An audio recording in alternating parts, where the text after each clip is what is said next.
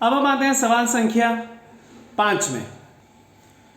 सवाल संख्या 5 में हमें लिखा हुआ है साबित करो किसी पूर्णांक का वर्ग को 4 से भाज्य करने पर शेषफल 0 या 1 होगा।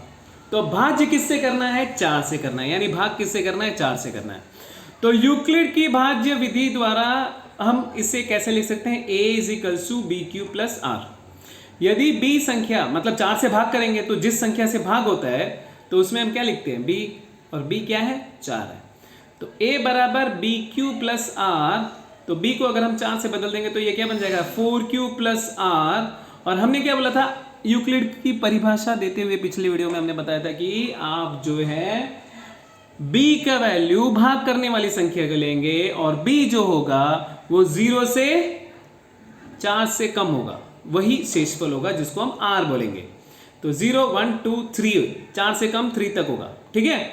सो यदि अब हम r के हिसाब से सवाल को करेंगे, सवाल ऐसे शुरू होता है b = 4 हो गया, a = bq + r हो गया, जिसमें हम b को बदलकर 4 लिख देते हैं तो ये 4q + r हो जाएगा और r का मान 0 1 2 3 होगा, 4 नहीं होगा क्योंकि r 0 और 4 के बीच में आएगा, तो बीच में 3 तक ही लिखना है। यदि r 0 हुआ तो a = 4q + 0 हो जाएगा, तो a²। क्यों? क्योंकि हमें क्या पूछा गया था? वर्ग। अगर हम सवाल देखें तो सवाल में हमसे क्या पूछा गया था? वर्ग पूछा गया था। यदि r का मान 0 हुआ, ठीक है, तो a = bq + 0 सब्स्टिट्यूट करेंगे, तो अगर वर्ग निकालेंगे तो a² = 16, 4 का स्क्वायर 16 होता है, q का स्क्वायर q² हुआ, शेषफल कितना हुआ? 0। यदि r का मान 1 हुआ तो a = 4q + 1 हुआ। अब स्क्वायर करो दोनों तरफ, तो 4q + 1 the whole square, 4q, तो हम whole square a + b whole square से एक्सपेंड करेंगे तो 4q क्या हो जाएगा? 16q² + 8q + 1। अब 16q² + 8q में इस कैलकुलेशन को जरा समझने का कोशिश करना। 16q² + 8q + 1, 16 और 8 4 के पारे में आएंगे, 4q² + 2q, 4 को कॉमन ले लेंगे हम, +1 आएगा, तो 4 ऐसे ही लिखेंगे, इस पूरे को m ले लेंगे, 4m + 1। अतः शेषफल क्या है? 1 है। शेषफल क्या होगा? 1, आखिरी में 1 है। 4m तो 4 का गुणज हो गया, 4m क्या हुआ? 4 का गुणज, शेषफल क्या है? 1। ठीक है। यदि r = 2 हुआ तो a = 4q + 2 हो गया।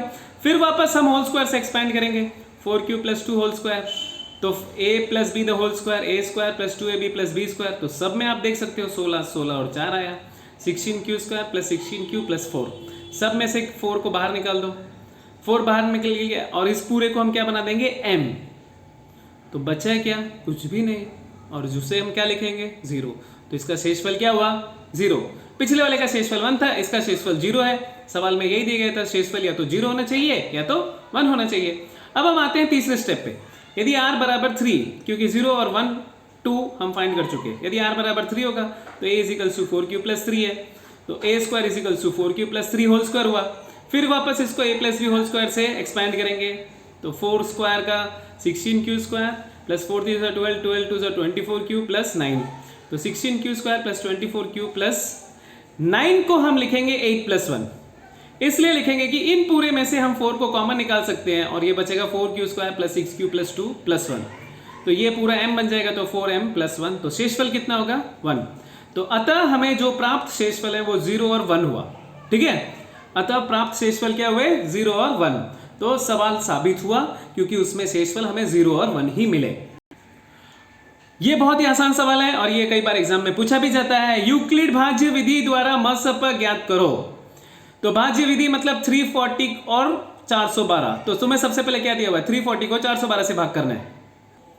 तो पहले हम इसमें बता देते हैं, 340 को अगर 412 से भाग करोगे तो 340 412 में एक बार, और उसको एक को साइड में लिख देना। इससे अच्छी तरह समझो, ये एग्जाम में आने वाला क्वेश्चन है। इसके बाद इसका शेषफल बचता है 72। जैसे हमें शेषफल 72 मिलता है, हम 340 को अंदर लिखेंगे। 340 से छोटा नंबर है 72, तो 340 को अंदर लिखेंगे। 72 में 340 4 बार 288 होता है, 4 को साइड में लिख देंगे। अब 72 से इन दोनों को घटाएंगे तो कितना आया? 52। 72 से छोटा है 52, वापस 72 इधर आ जाएगा। 72, 52 में 72 एक बार, 52 बचा कितना 20, तो जो शेषफल बचा वो इससे छोटा है, 52 से छोटा है, तो 52 को भाग करेंगे अब 20 से, फिर 20 से 52 को भाग करेंगे तो 2 बार 40 आएगा, 2 बार लिख दिया, इधर 40, शेषफल बचा 12। अब 20 से छोटा है 12, 20 को फिर अंदर लिखेंगे, 12 में 20 एक बार, बचा कितना 8, 8 12 में एक बार, बचा कितना 4, 4 के पाड़े में 8 2 बार, बचा कितना 0। तो जिससे भाग करने पर हमें प्राप्त हुआ क्या, शेषफल, वही हमारा आखिरी में 4 से भाग करने पर हमें 0 मिला, इसलिए मसफा हमारा कितना होगा 4। ये भी बहुत आसान है, 867 को 225 से करना, 225 छोटा, 255 छोटा संख्या है उसको बाहर लिखना, 867 को अंदर लिखना, 255 में 867 765 आएगा 3 बार, बचेगा 102, ये 255 से छोटा हो गया शेषफल, इसे फिर अंदर लिखना, 102 255 में 204 बार, 2 बार आएगा 204, 2 बार 204 आएगा, बचा 51। अब 102 से 51 छोटा है, फिर वापस 102 लिखना अंदर, 51 से भाग करना, 51 में 102 कितनी बार, 2 बार, तो 51 से भाग करने पर हमें 0 मिला, इसलिए मसफा 51 हुआ। अगला सवाल सब डिविजन, वापस देखिए 10,224 और 964, 9648 एक बार आएगा, बचेगा 576, अब 9648 अंदर जाएगा, 576 से अगर भाग करेंगे तो 3888, पहले सब्ट्रैक्ट, 576 एक बार आएगा और उसमें 3888 बचेगा, फिर 8 को नीचे लेके आना, 576 में 6 बार 3456 आएगा।